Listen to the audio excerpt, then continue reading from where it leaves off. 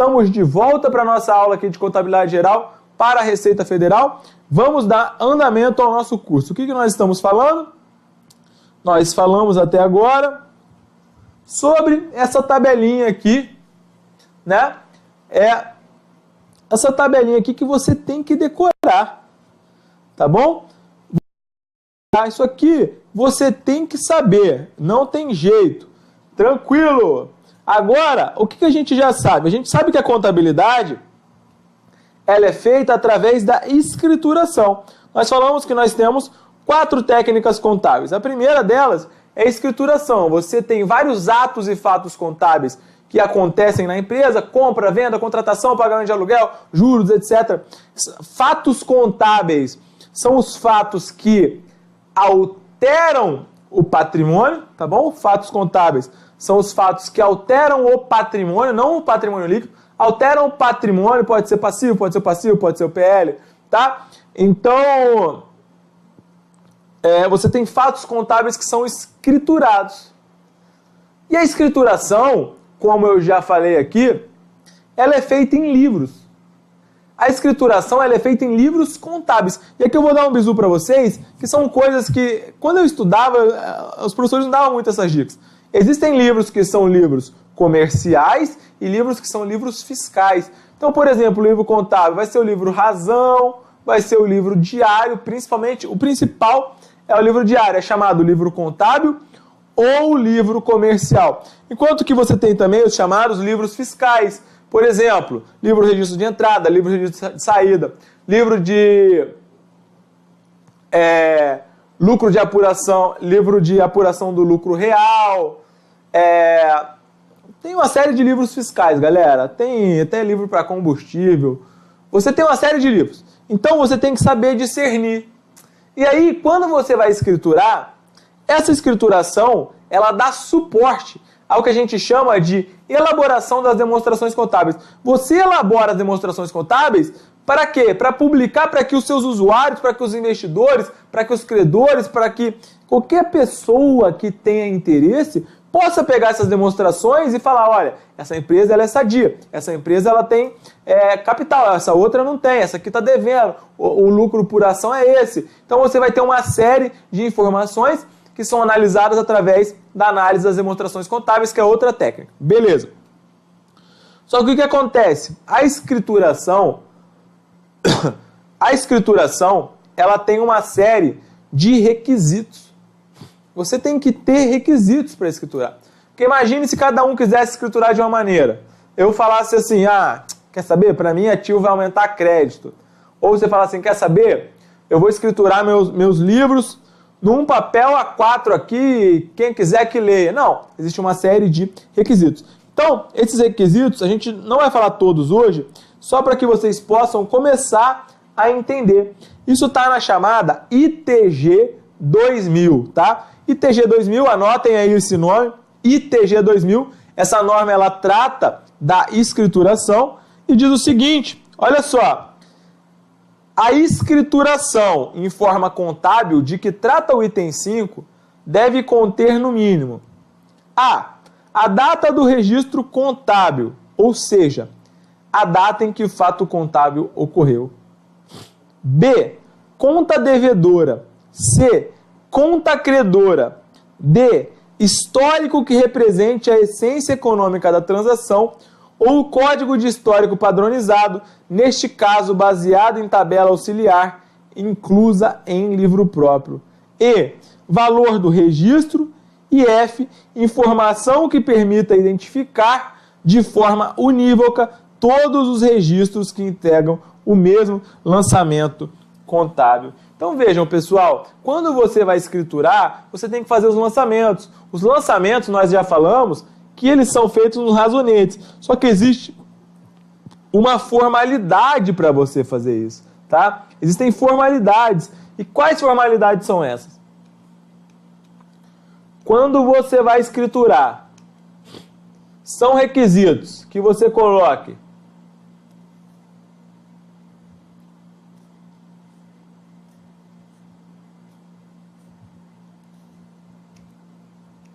a data, a data que o fato ocorreu, tá? Tem que ter a data que o fato ocorreu. Precisa também ter a conta devedora. Galera, conta devedora é a conta que está sendo lançado a débito. Conta devedora é a conta que está sendo lançada a débito. Tem que ser lançado também a conta ou as contas, pode ser mais de uma, credora.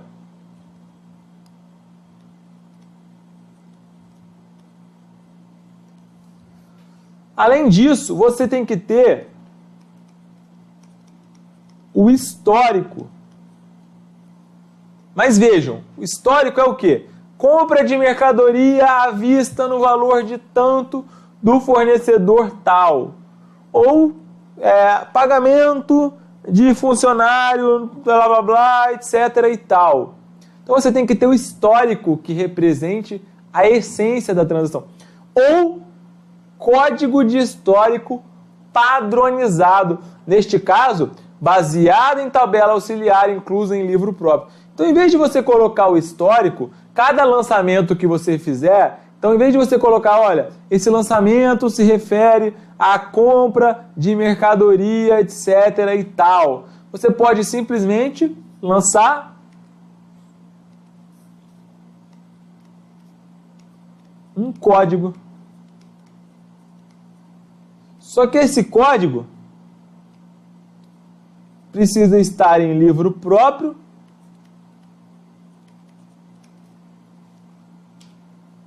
autenticado, tá? Para evitar aí a fraude. Então esse código tem que estar em livro próprio autenticado, justamente para facilitar aí a agilidade das informações da escrituração. Porque imagine, são muitos lançamentos. O que mais que tem que ter? Obviamente, o valor e ali a letra F fala o seguinte: informação que permite identificar de forma unívoca todos os registros que integram o mesmo lançamento contábil. Então, as informações sobre o mesmo lançamento. O que é isso? Às vezes você tem um lançamento que ele é composto de várias notas fiscais, ou um contrato, vários pagamentos, duplicatas, faturas, etc. Então você vai ter que colocar lá no seu histórico, falar assim, olha, essas informações, as informações relativas a esse lançamento estão nas notas fiscais X, Y, Z, no contrato de compra e venda tal e tal, baseado nisso e naquilo. Tranquilo, galera? É isso. Então isso está na ITG 2000. E é bem importante aí que vocês entendam. É importante também lembrar, eu já ia esquecendo, que nós temos o local. Mas eu pergunto, a ITG 2000 falou alguma coisa do local? Aqui tem uma coisa falando local, que deve conter local? Não. Por quê? O local, ele pode ser suprimido considerando-se que foi feito na sede. Tá? O local pode ser suprimido, considerando-se que foi feito na sede. Um outro aspecto, né, que nunca se sabe, eu acho que é muito básico para a ESAF cobrar, é que as contas,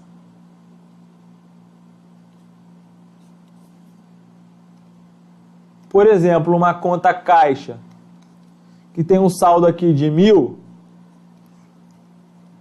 ela tem um aspecto quantitativo. Quantidade é a própria quantidade que a conta representa. É o aspecto quantitativo, o quanto aquilo representa. E você tem o aspecto qualitativo. O que é o aspecto qualitativo? É a qualidade. Olha, a conta caixa representa os numerários que eu tenho no caixa da minha empresa. Isso é conta caixa. Beleza? Então, isso é muito importante que você saiba. Outra coisa, que se você vai fazer o concurso da Receita Federal, você tem que saber, é o seguinte. Nós dissemos aqui que o ativo aumenta a débito e diminui a crédito. O PL e o passivo aumentam a crédito e diminuem a débito. Então isso implica dizer que o ativo, as contas do ativo, em regra, tem saldo devedor, galera. As contas do ativo, em regra, elas têm saldo devedor. Devedor por quê? Porque tem saldo devedor? Porque elas são lançadas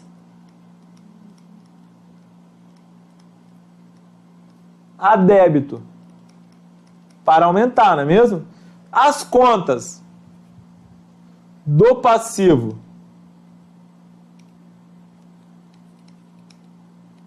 e do PL, em regra, elas têm saldo credor. Por que elas têm saldo credor? Porque elas são lançadas e aumentam a crédito. Só que você tem que tomar cuidado o seguinte. Você tem que tomar cuidado com o seguinte. Tem uma questão clássica da ESAF que ela pede o seguinte. Nossa, essa questão agora parou porque a gente corrigiu no nosso... Corrigiu não, a gente complementou no nosso PDF. Mas agora acontece o seguinte. Tem uma conta da ESAF que ela pede o seguinte. Ela pede o valor. Ela dá uma série de contas. Ela dá uma série de contas e pede o saldo devedor, pede o saldo devedor e pede o valor dos créditos. Veja, pessoal, ela pede o saldo devedor. E quais são as contas que tem saldo devedor? Basicamente, as de ativo e as de despesas. Beleza, você vai encontrar o saldo devedor. E pede os créditos. Pede os créditos. Os créditos, vejam, você vai ter que ter sempre esse cuidado. Você já decorou, você já entendeu essa tabela? Você sabe que essa tabela é a essência da contabilidade. Só que, você tem que ter esse bom senso de saber quando nós estaremos falando de saldo devedor, nós estamos falando do ativo, nós estamos falando das despesas.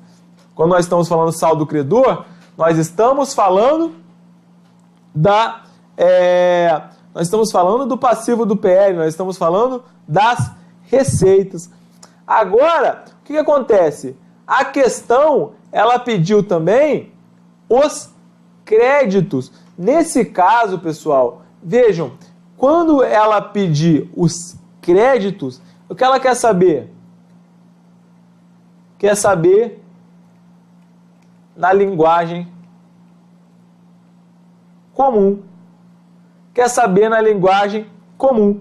Ela quer saber na linguagem comum e aí ela não está pedindo saldo credor. Porque se ela tivesse pedindo saldo credor, você ia calcular o passivo e o PL. Eu não vou resolver essa questão aqui porque a gente não conhece todas as contas por enquanto. Só estou explicando sobre a linguagem que você tem que começar a se acostumar. Então, se ela está pedindo os créditos, ela quer saber os direitos que a empresa tem. Então eu peço que você tenha esse bom senso, tá? Que você tenha esse bom senso de saber quando nós estamos falando de saldo devedor, quando nós estamos falando de débito realmente no sentido jurídico, no sentido comum. Você vai perceber isso conforme você vai fazendo as questões, beleza, galera? Então, isso também é bem importante aí. Vejam, agora nós vamos resolver uma questãozinha que também ela é bem considerada bem complicadinha pela maioria dos concurseiros, tá? É a questão de número 6. Olha só, então peço que você preste muita atenção, que essa questão ela é objeto de várias e várias dúvidas, principalmente para quem está começando. A questão diz o seguinte, o empresário Juvenal Bonifácio, ao organizar o que possuía sua microempresa, acabou encontrando a documentação que comprova a existência de. Então, o que ele acabou encontrando? Ele encontrou notas promissórias por ele aceitas 200 e por ele emitidas 300. Duplicatas por ele aceitas 1.200 e por ele emitidas 1.100. Salários do período, quitados ou não, 400 e dívidas decorrentes de salário, 350. Direitos no valor de 280 e obrigações 450 decorrentes de aluguel. Dinheiro guardado na gaveta 100 e depositado no banco 370. Bens para vender 700, para usar 600, para consumir 230. Do ponto de vista contábil, pode-se dizer que esse empresário possui um patrimônio líquido de. Então vejam, nesse tipo de questão, você tem que ter o bom senso. E o bom senso é o quê? É fácil, né, falar que tem que ter o bom senso. Galera, o bom senso é o quê? Vejam, você sempre vai ter que ver o seguinte, a questão ela trouxe uma série de contas. Pá, beleza. Se ela trouxe uma série de contas, essas contas, ou elas serão contas patrimoniais, que é o quê? Ativo, passivo e PL, ou elas serão contas de resultado, que é o quê? Receita e despesa. Então você vai ter que analisar esse tipo de questão que começar a aparecer. Ou você vai resolver montando o balanço inteiro, tá? E aí você vai ter todas as contas. Você vai ter as contas de patrimônio líquido. A dica é olhar, ver lá, ver se tem capital social. Se tiver a conta capital social, que é uma conta ali que vai ter obrigatoriamente no PL, é um indício de que talvez você vai ter que calcular direto. Você vai poder usar todas aquelas contas que estão lá, ativo, passivo, PL, pá, bateu, achou. Ativo é igual a passivo mais PL, beleza. A questão já elencou tudo. Você não vai precisar fazer nada. Agora, nesse caso, vejam, a questão trouxe ali notas promissórias, duplicatas, salários do período, direitos, dinheiro, bens, tá? Ela não falou nada de capital social, falou? Não falou nada. Não falou nada de reserva. Sempre que numa questão na contabilidade você vê a expressão reserva, significa que essa conta reserva ela é uma conta do patrimônio líquido. A conta reserva, ela é sempre uma conta do patrimônio líquido, reserva de lucro, reserva de capital. Apareceu reserva, uma conta do patrimônio líquido. Então, vai ter lá, pode ter lucros ou prejuízos acumulados, são várias contas ali do patrimônio líquido. Só que nesse caso nós não temos nenhuma. Então, isso é um indício forte de que nós teremos que calcular como? Como que nós vamos achar o patrimônio líquido nessa hipótese? Alguém sabe? É tranquilo, né? A gente vai ter que achar pela equação fundamental da contabilidade. Equação fundamental da contabilidade, que é igual a ativo é igual a passivo mais PL. Beleza. Então a gente vai ter que fazer isso. E vamos começar a resolver a nossa questão. A primeira coisa que você tem que entender é a questão da nota promissória e da duplicata. Galera, nota promissória. Eu falo para vocês que tudo tem uma razão de ser, tá? Então, nota promissória, para quem estuda direito empresarial, sabe que a nota promissória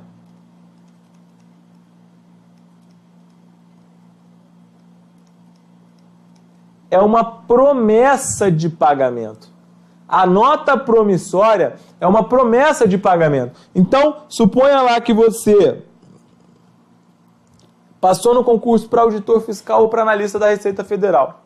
E aí você comprou lá o seu carrão, que a gente já deu exemplo, e aí de repente você quis se desfazer desse carro. Você fala, não quero mais esse carro, vou vender para o Gabriel, que eu estou com dó dele, ele está sem grana. Então, Gabriel, vou te vender. Eu falo, beleza, eu vou te pagar. Só que eu não posso pagar você hoje. Eu vou te pagar daqui uns 30 dias, tudo bem? Aí você fala, beleza, tranquilo. Só que eu preciso de um instrumento, você fala para mim. Você que está vendendo, eu estou comprando. Eu falo assim, então tá, eu vou fazer uma promessa de pagamento para você. Eu vou emitir uma nota promissória. Eu vou emitir uma promessa de pagamento, uma nota promissória. Vejam que é tranquilo de entender, galera. Uma nota promissória é uma promessa de pagamento. Então, a nota promissória emitida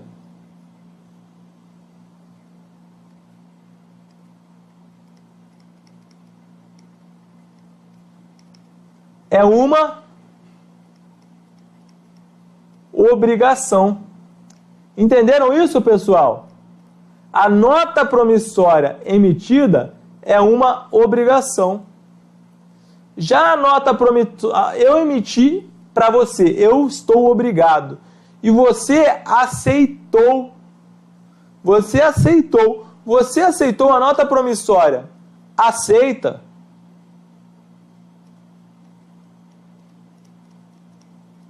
É um direito.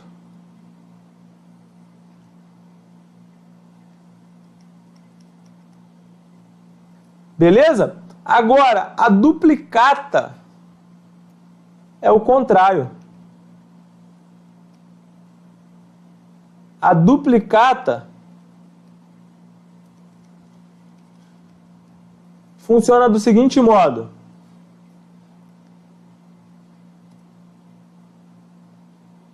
Eu, Gabriel, agora sou uma empresa.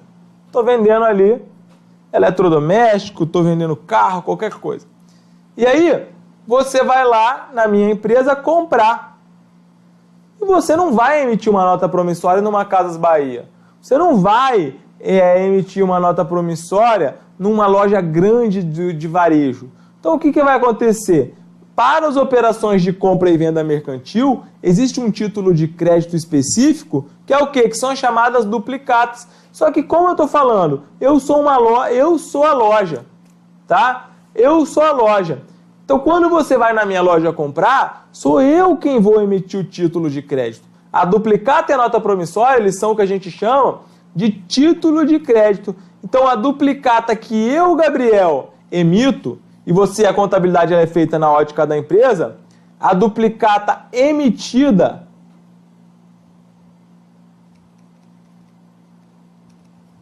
ela é um direito. E a duplicata aceita, ou seja, você que veio comprar comigo, você tem uma obrigação. Quando eu, empresa, aceito uma duplicata emitida por alguém, eu tenho uma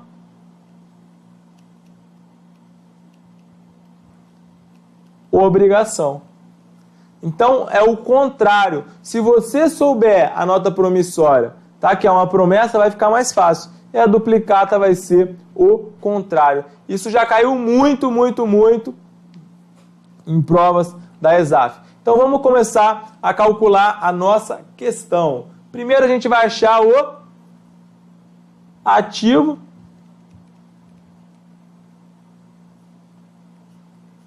Vamos colocar aqui também o passivo. E o PL vai sair pela diferença. Então o ativo vai ser o quê? Primeira coisa, notas promissórias por ele aceitas e notas promissórias por ele emitidas.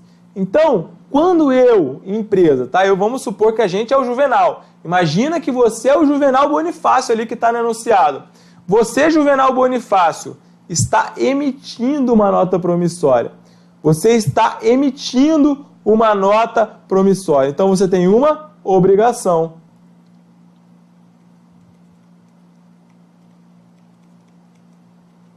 Nota promissória emitida,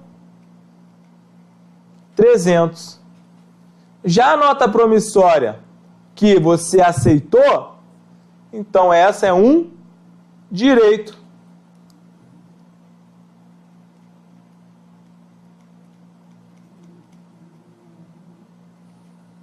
No valor de 200. Beleza, então matou esse item. Duplicata. Duplicata emitida. Então imagine que você é o Juvenal Bonifácio. O cara foi lá na sua empresa comprar, só que ele não vai emitir uma nota promissória quando está numa empresa de grande porte. Então o que vai acontecer? Eu, Juvenal Bonifácio, vou emitir uma duplicata. Então a duplicata emitida é um direito.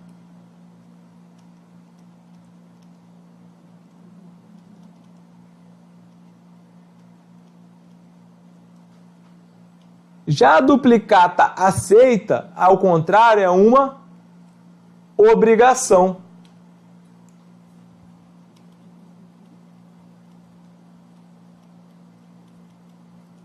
Duplicata aceita 1.200. O que mais?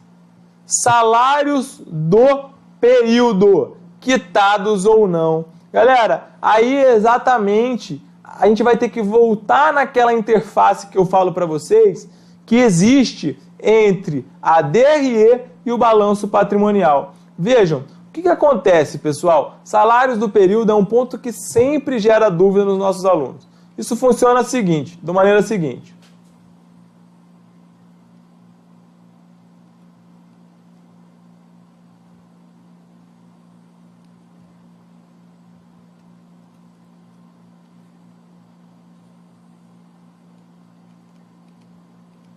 Na contabilidade, existe uma coisa que é chamada de exercício social, tá? Então vamos fazer aqui.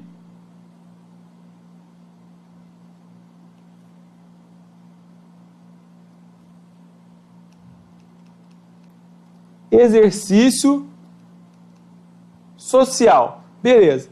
O que acontece? Galera, existe um regime adotado na contabilidade que é o chamado regime de competência. Regime de competência. Muitos de vocês já ouviram falar do regime de competência.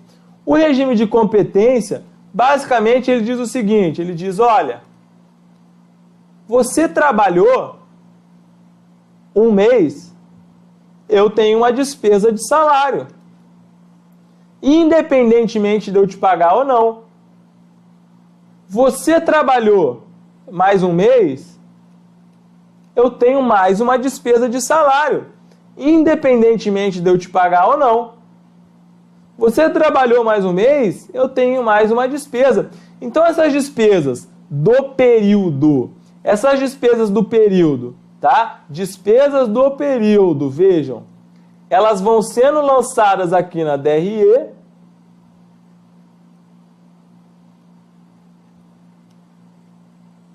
E a gente sempre falou aqui para vocês que a DRE ela tem uma inter-relação com o balanço. Então essa DRE ela vai ser lançada aqui, o valor desse salário. Ou você vai jogar isso para uma obrigação que é chamada salários a pagar, ou você vai tirar isso, você não jogou para salários a pagar, você pagou direto e vai sair do caixa. Funciona assim. O nome disso na contabilidade é regime de competência. Só que você lembra o seguinte, veja, essa questão ela não é fácil, galera. Ela não é fácil. A despesa e as receitas, tudo que a gente está falando aqui na aula, é isso que cai, galera. Se você prestou atenção, você vai conseguir matar as questões de prova. Você tá ganhando conhecimento. As despesas e as receitas, elas integram que grupo? O que eu falei? As receitas e as despesas, elas integram que grupo? Elas integram o PL. Elas integram o PL. Então vejam o que está acontecendo. A questão disse: salários do período, quitados ou não. Salários do período, quitados ou não. Salários do período quitados ou não significa o total da despesa de salário. O total da despesa de salário ao longo do período. Só que vejam, a gente vai calcular o PL pela equação fundamental, que é ativo igual a passivo mais PL. Então, como a gente vai calcular o PL pela equação fundamental, isso implica dizer que esse valor que a gente achar, ele já contém a despesa de salário. Entenderam, galera? Entenderam isso? Ele já contém a despesa de salário. Agora, vejam só, salários do período, ou seja, despesa de salário, quitados ou não, e dívidas decorrentes de salários, 350. Então, quando a questão fala dívida decorrente de salário, você sabe que nós estamos tratando do quê? De uma obrigação. Então agora, essas dívidas decorrentes de salário, nós vamos lançar no passivo, como salários a pagar. Entenderam essa explicação, galera? Entenderam essa questão, esse ponto? Ele é campeão de dúvida do nosso curso. Também foi a mesma coisa, a gente teve que fazer um esclarecimento aí na nossa revisão do curso 2017 para poder clarear esse assunto, porque explicar é mais fácil do que escrever muitas vezes, não é mesmo? Entenderam, pessoal? Peço aí que entendam aí, que falem se entenderam ou não. Tranquilo? Então, dívidas decorrentes de salários, 350. Esse ponto, sem sombra de dúvida, para quem está começando contabilidade, ele massacra. Então, vamos lá. Então, os salários do período não entrou, por quê? Porque ele vai estar dentro do PL. Vamos continuar. Direitos, 280. Direitos é o quê? Ativo.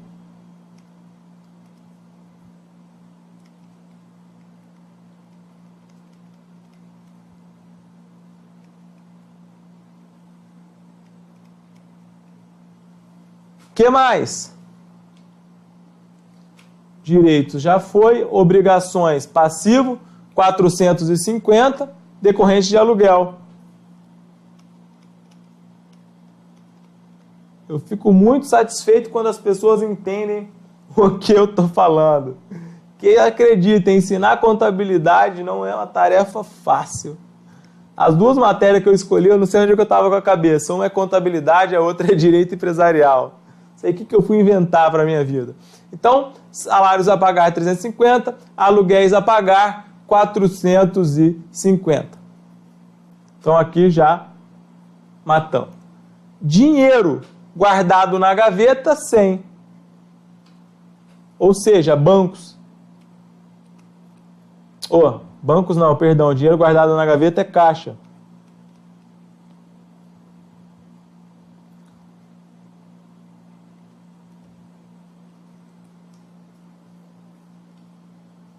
E depositado no banco, 370. 370 banco é um ativo. Banco conta movimento.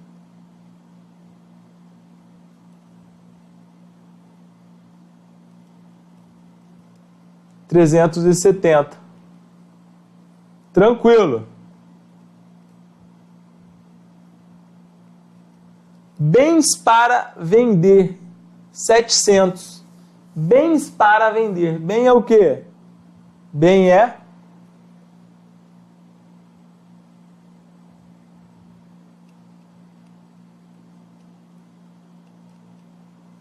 ativo, não é mesmo? Bens para vender, 700.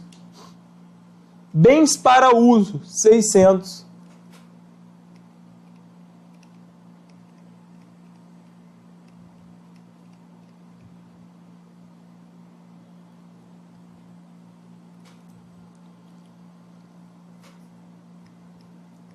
E bens de consumo, 230.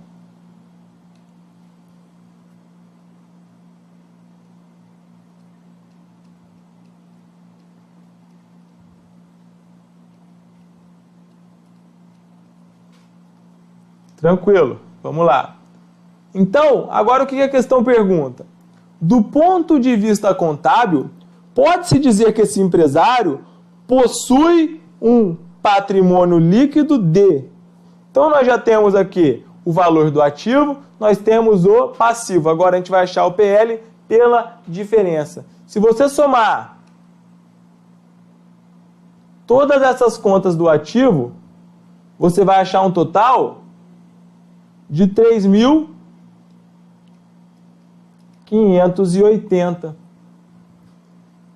Se você somar todas as contas do passivo, você vai encontrar um valor de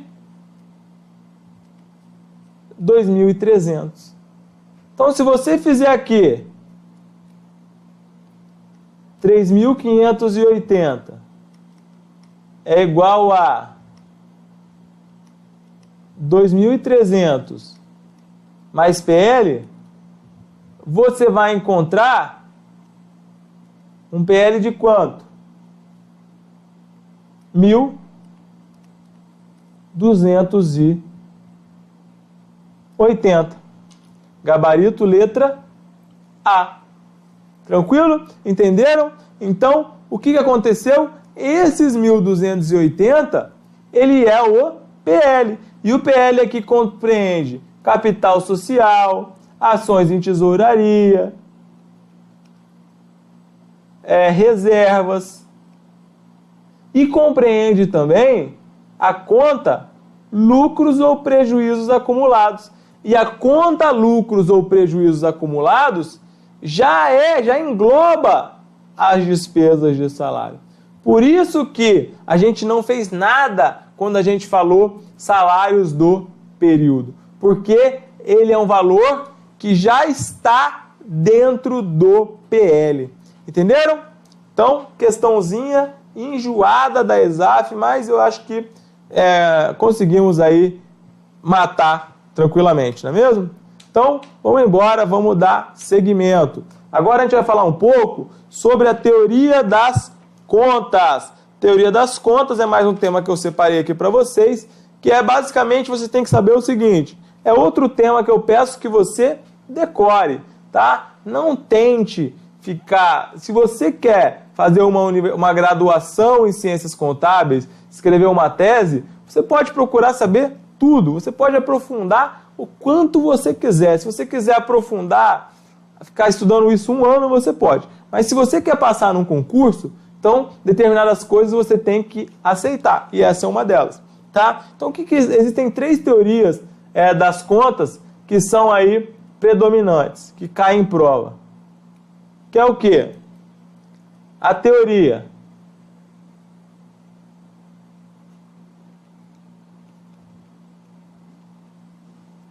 patrimonialista,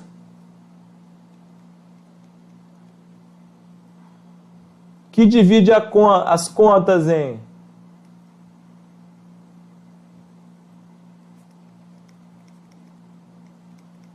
patrimoniais e de resultado. E nós já falamos para vocês que as contas patrimoniais são ativo, passivo e PL, e as contas de resultado são receitas e despesas. Tá? O que mais que nós temos? Nós temos uma outra teoria também que cai muito em prova, que é a chamada teoria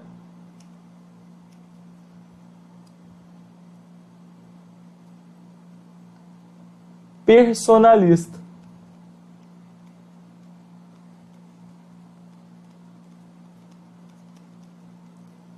A teoria personalista, ela divide as contas em proprietários,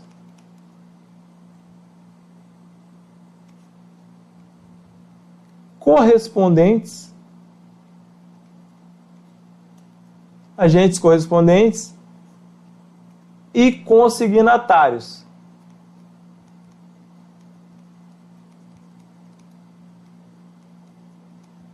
Tá? E aí o que você tem que saber, galera? Você tem que saber que proprietário são as contas de PL, receitas e despesas. Então, as contas do proprietário são o quê? As contas que realmente são do proprietário. É o PL, patrimônio líquido, que é o capital próprio, são as receitas, que nós já explicamos, que são transferidas para o PL, e são as despesas, que nós já falamos, que também são transferidas para o PL. Então essas são as contas do proprietário. Para a teoria personalista, ela enxerga a conta como se fossem pessoas. Então as contas são pessoas dos proprietários. Beleza? São como se os proprietários tomassem conta dessa conta. É uma fantasia. Tá? É uma fantasia. Beleza. Correspondentes. Nós temos também os correspondentes. Correspondentes corresponde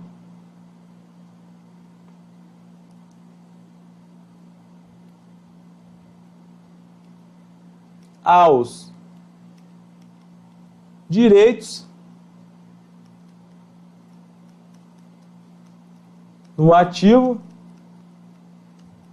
e as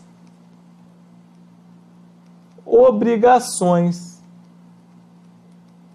no passivo. E, por fim, os consignatários são aqueles que têm a guarda, são pessoas mais ou menos não, são pessoas que guardam os bens da entidade. Então, caixa, por exemplo, é um bem, fica com consignatário. Banco é um direito, fica com um correspondente. Clientes é um direito, fica com um correspondente. E ICMS a recolher é uma obrigação, é um correspondente. Por fim, nós temos também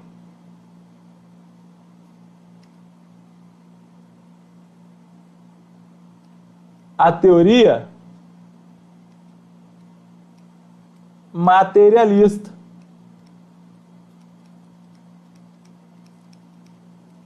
A teoria materialista, ela divide as contas em integrais e diferenciais. Contas integrais são as contas do ativo e do passivo, e contas diferenciais são as contas do PL, receitas e despesas, tá? PL, receitas e despesas. Essa é a chamada teoria das contas, galera. É isso que vai cair na sua prova. Ah, Gabriel, a primeira pergunta que os mais ligeiros já vêm fazer é sobre as contas retificadoras. Como que eu vou classificar? A conta retificadora, ela segue a classificação da conta de origem, tudo bem? Segue a classificação da conta de origem. Então vamos resolver algumas questões. Gravem isso aqui também, é muito, muito, muito importante. Vamos dar uma olhada aqui em algumas questões. Cadê? Essas questões são todas para a gente matar aí, mas a gente vai direto nas questões da teoria das contas. Olha lá, questão ESAF, técnico administrativo do Ministério da Fazenda 2013, que diz o seguinte: a teoria materialista das contas é aquela que classifica todos os títulos contábeis como sendo contas materiais e contas imateriais, contas integrais e contas diferenciais, contas patrimoniais e contas de resultado, contas de agentes e contas do patrimônio, e contas de agente consignatário e contas do proprietário. Então o que a gente falou? Que a teoria materialista divide em integrais e diferenciais, sendo que as integrais são ativo e passivo e as diferenciais são PL, receitas e despesas. Gabarito, letra B de bola. Próxima. 12. Analista de comércio exterior do MDIC 2012. A evolução do pensamento científico em contabilidade foi marcada pela contribuição de diversos pensadores que culminaram no desenvolvimento das chamadas teorias das contas, as quais subdividem as rubricas contábeis em grandes grupos. A respeito desse assunto, podemos afirmar que a teoria personalista subdivide as contas em contas do proprietário e agentes consignatários? Certo ou errado? Errado. Faltou o quê?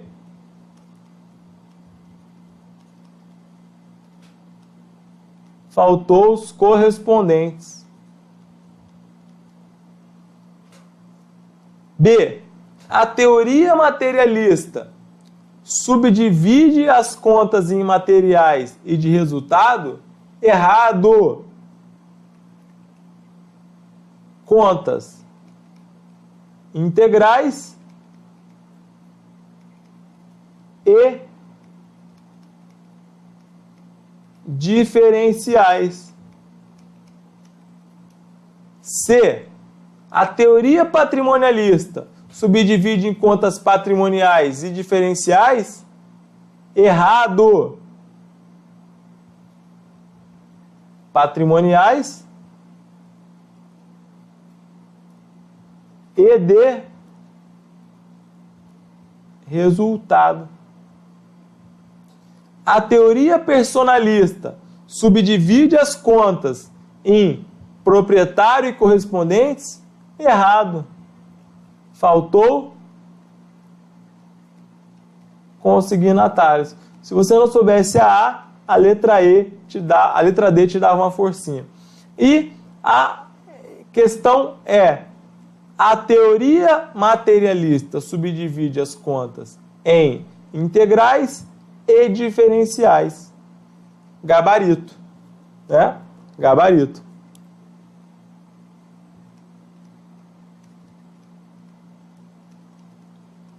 Vamos lá. Próxima.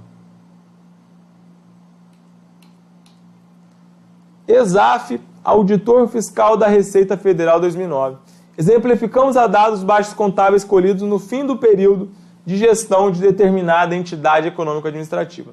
Dinheiro existente 200, dívidas 730, rendas obtidas 680, mobília 600, consumo efetuado 240, capital registrado 650, máquinas 400, contas a receber 540, empréstimos bancários 500, contas a pagar 700, automóveis 800, casa construída 480.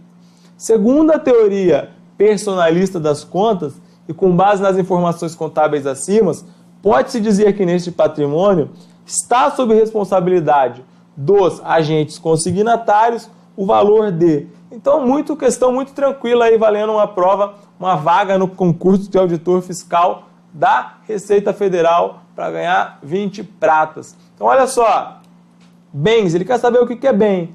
Dinheiro, é bem? É. Dinheiro, porque o consignatário representa os bens, não é mesmo? Olha lá, consignatário. Isso aqui foi.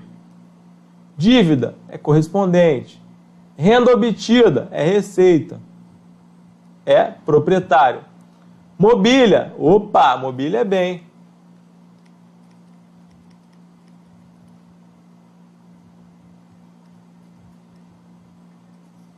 Consumo efetuado, despesa, proprietário. Capital registrado, PL, proprietário. Máquinas, opa! Máquina é bem. Contas a receber, 540, consignatário. Empréstimo bancário, obrigação. Contas a receber, correspondente. Desculpa, galera. Empréstimo bancário, obrigação, correspondente. Contas a pagar, obrigação, correspondente. Automóveis. Opa, automóveis entra.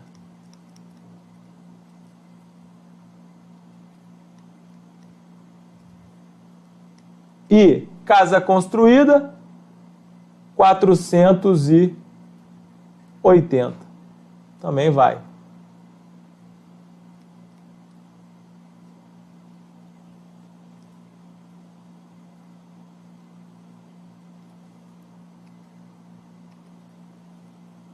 Aqui somando isso tudo,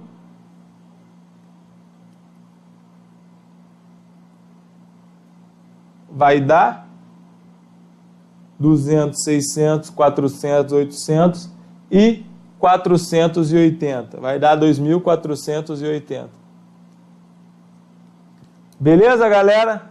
Renda é uma. Vamos explicar as outras. Dinheiro, beleza, é bem. Mobília é bem, indiscutível. Vamos lá. Máquina é bem, indiscutível. Automóveis é bem, indiscutível. Casa construída é bem, indiscutível. Agora vamos para os outros. Dívida adversa é obrigação. Correspondente. Rendas obtidas é receita. Receita a gente falou que é o quê? Receita a gente falou que é proprietário.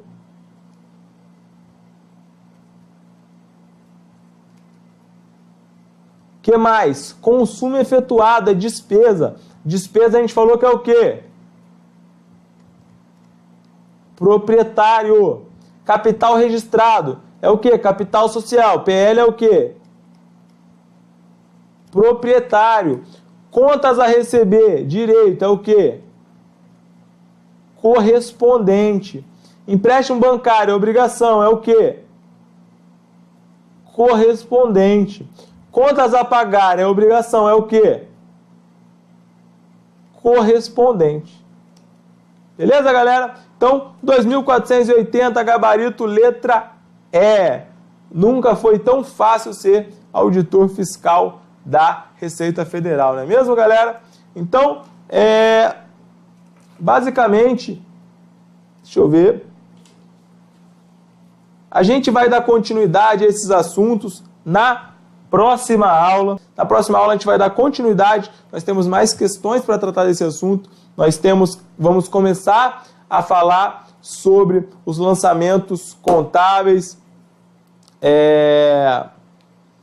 Acredito que trouxemos até agora uma quantidade de informações grande. Beleza, galera? Então a gente vai ficando por aqui. Agradeço a presença de todos.